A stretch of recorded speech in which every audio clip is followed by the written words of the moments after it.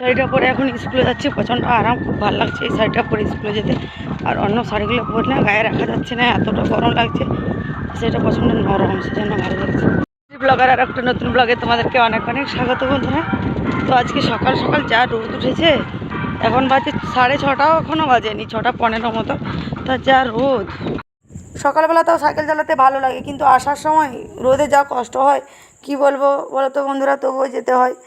তো এটা তো আমার পেশা নেই, একদিনই তোমাদেরকে বলেছি, কিন্তু যে পরিমাণ স্যালারি আমি পাই ওটা আমি বাড়িতে বসে টিউশনি পড়ালে ইনকাম করতে পারবো, কিন্তু ওটা আমার একটা নেশা হয়ে গেছে যাওয়া।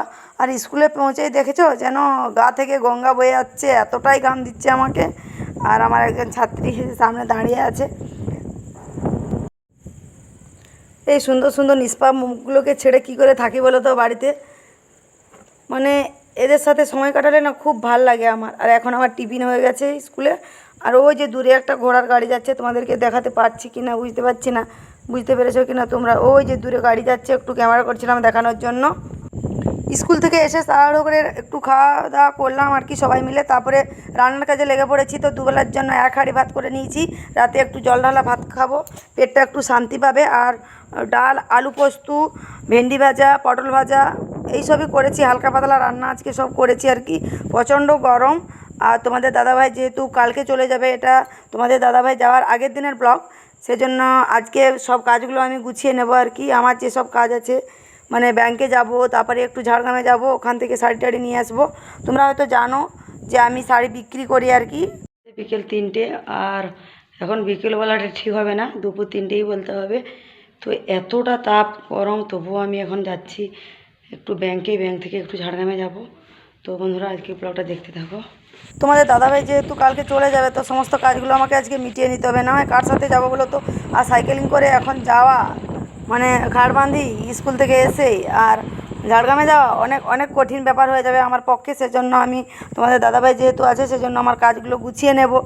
তো তোমাদের দাদাভাই থাকতে থাকতে আর কি, তো আমি ফাইনালি এখন ব্যাংকে পৌঁছে গেছি। এই যে আমাদের ইন্ডিয়ান ব্যাংক হাড়বান্ধিত, তো ব্যাংকের কাজ মিটিয়ে দিয়ে আমি এখন ঝাড়গ্রামে যাচ্ছি। তো তোমাদের দাদাভাই একটু গাড়িতে তেল ভরছে, আর ওখানে দাঁড়িয়ে একটু জল খেয়ে নিল।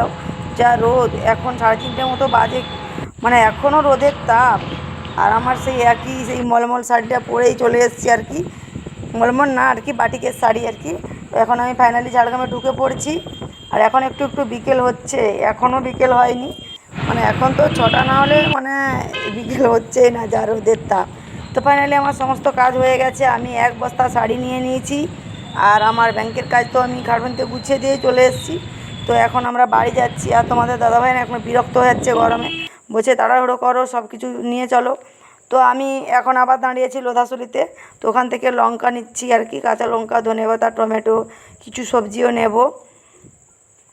মানে ঝাড়গ্রাম থেকে নিয়ে নিতাম, কিন্তু ঝাড়গ্রাম থেকে যদি 1 বস্তা শাড়ি নিয়েছি না, ওই জন্য ওটা আবার নিয়ে কোথায় ঘুরবো, সেই জন্য লোধাশুলিতে একটু নিয়ে নিলাম সবজি। তারপরে একটু ফুচকা খাবো, তারপরে বাড়ি আসবো, যেহেতু তখন থেকে আর কিছুই খাওয়া হয়নি। আর যেহেতু নিরামিষ ভাত খেয়েছি না, সেরকম পেট ভরেনি গো, একটু মাছের ঝোল হলে ভালো হয় আর কি, হালকা পাতলা মাছের ঝোল হলেও ভালো হয়, কিন্তু যেহেতু আজকে নিরামিষ করেছিলাম ওটাই তো খেয়েছি। তো আমি এখন একটু ফুচকা খাবো, আর ছেলের জন্য কিছু পকোড়া টকোড়া নিয়ে যাব, যতই গরম হোক ছেলের বায়না নিয়ে যেতেই হবে। আর ও সেরকম নিরামিষ ভাত খেতে পারেনি, একটা অভ্যাস হয়ে গেছে গো, নিরামিষ ভাত আর একদমই খাওয়া যাচ্ছে না। সেজন্য মানুষ অভ্যাসের দাস, যেরকম অভ্যাস করবে সেরকমই হয়ে যাবে। আমার ছেলে তো সত্যি বলতে একদমই নিরামিষ ভাত খেতে পারে না, ওই একটু মাছ হলেও ওর প্রয়োজন হয়। ডিমটা ততটা পছন্দ করে না, অনেক বাচ্চা আছে ডিম অনেক ভালোবাসে, তো আমার ছেলে না ডিম সেরকম পছন্দ করে না। খুব যখন মাছ মাংস কিছুই না করি তখন একটা ডিম ভেজে দিই, তখন খায়, কিন্তু না হয় ডিম সেরকম সে পছন্দ করে না। তো আমি এসব নিয়ে এখন বাড়ি চলে যাব। তোমাদের দাদাভাই অনেকটা বিরক্ত হচ্ছে, কারণ গরমে না।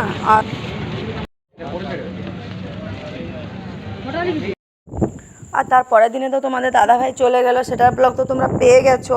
আর এটা বেশ কয়েকদিন পরের ভিডিও আর কি, মানে যেদিনকে আমাদের গ্রামে হরিনাম হচ্ছিল, আমাদের গ্রামটাই একই কিন্তু পাড়াটা আলাদা, সেদিনকার ব্লগ। তো যেহেতু নেমন্তন্ন করে দিয়ে গেছে, সেজন্য আমরা ছেলে আর আমি দুজনে যাব। তো তোমরা ব্লগটা দেখতে থাকো। তো মেলাটা খুব ভালো হচ্ছিল, আর প্রচণ্ড গরম, এটাই অস্বস্তি লাগছিল, না হয় মেলাটা খুব ভালো মানিয়েছিল, অনেকে গিয়েছিল দেখতে।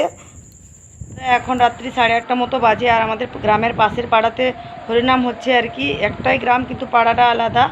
তো ওখানে নিমন্ত্রণ করে গেছে, আর যেহেতু তোমাদের দাদাভাই বাড়িতে নেই, সেজন্য হরিনাম উপলক্ষে কিছু সাহায্য দেবো আর কি, যতটা পারবো। টাকা দিয়ে আসবো, না হয় বা চাল ডাল সবজি দেওয়ার ইচ্ছা ছিল, কিন্তু যেহেতু তোমাদের দাদাভাই নেই, সবজি টবজি কী এনে দেবে বলো তো, সেজন্য টাকাই দিয়ে দেবো। আর আমি আর ছেলে এখন যাচ্ছি, যে আমি একটা সুতির শাড়ি পরে রেডি হয়ে গেছি। যা গরম, এই গরমে কি সাজবো বলো তো। আর যেহেতু পাশের পাড়া, তাই এরকম একটা সিম্পল সুতির শাড়ি পরে যাচ্ছি।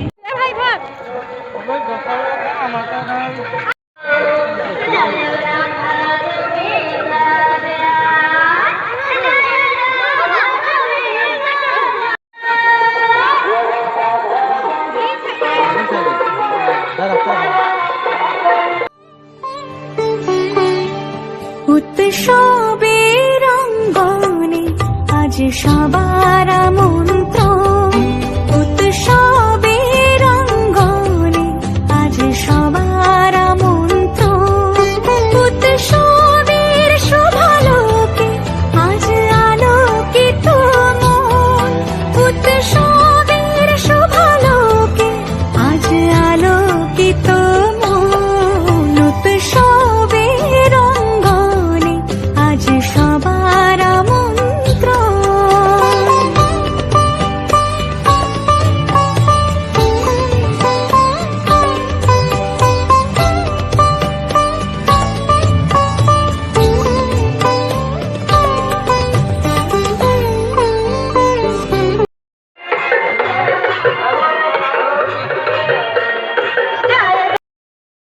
সাধারণত গ্রামের দিকে যেরকম মেলা বসে আর কি, সেরকম মেলা বসেছিল, আর খুব মানিয়েছিল। অনেক অনেক লোক এসেছিলো, গরমকে উপেক্ষা করে মানুষ হরিনাম দেখতে এসছে, দেখে খুব ভালো লাগছিল। আর যা গরম না, মা ছেলে যেন গরমে ভেসেই যাচ্ছি, মানে শাড়ি কাপড় সব ভিজে গেছে।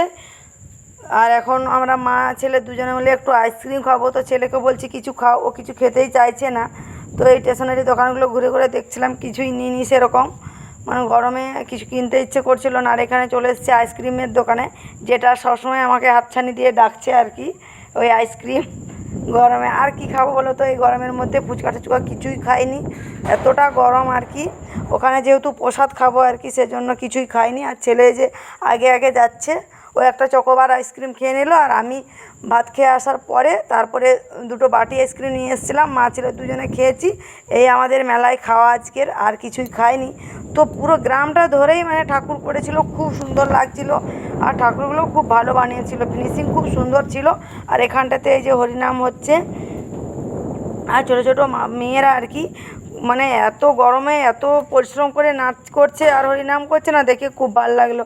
আর তো আমরা খুঁজে খুঁজে চলে এসেছি এখন যেখানে টাকা দেবো আর কি। অনেকেই সাহায্য দিচ্ছেন, যারা বাইরে থেকে দেখতে এসছেন আর কি। হরির নামে টাকা, সবজি, চাল, যে যা পাচ্ছে দিচ্ছে আর কি।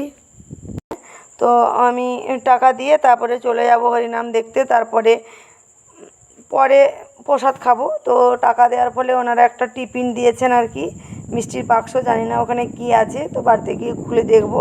আর ছেলে দেখো গরমে কীরকম যেন ভেসেই যাচ্ছে, আর শুধু বিরক্ত হচ্ছে।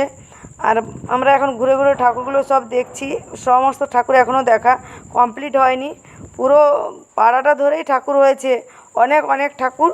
তো এখন ঘুরে ঘুরে মা ছেলে দুজনে দেখছি, পাড়ার অনেকেই গিয়েছিল আমাদের সাথে। ঠাকুরগুলো খুব সুন্দর বানানো হয়েছে, দেখো এই যে কি সুন্দর লাগছে মনসা ঠাকুরটা দেখতে।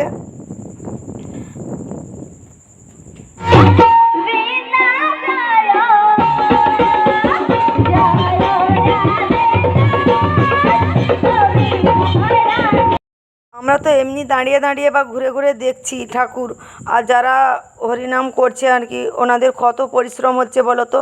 জামা কাপড়গুলো ওনাদের সব ভিজে গেছে, আর এই ছোটো ছোটো মেয়েরা যারা নাচ করছে, ওদেরও সব ভিজে গেছে গো, মানে এতটা গরম, অস্বস্তিকর গরম একটা। আর আমরা ফাইনালি এখন চলে এসেছি প্রসাদ খেতে আর কি। তো প্রসাদ খাওয়ার জন্য বসে পড়েছি।